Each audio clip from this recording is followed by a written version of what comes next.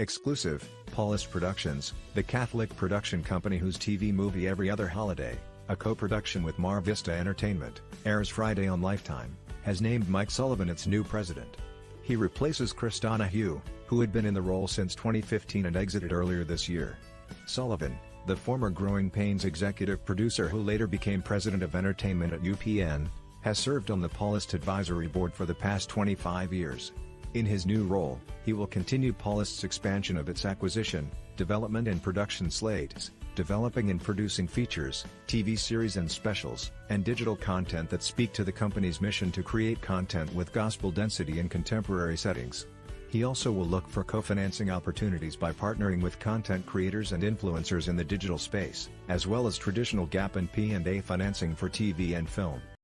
It is an honor to work with Paulist Productions and lead their mission to provide the highest quality faith and family-based entertainment in the industry, said Sullivan, who started his career at Warner Bros. Television. Paulist, which also just appointed Father Tom Gibbons as Director of Development and Production, recently saw its documentary The Dating Project go on Amazon Prime and YouTube Premium.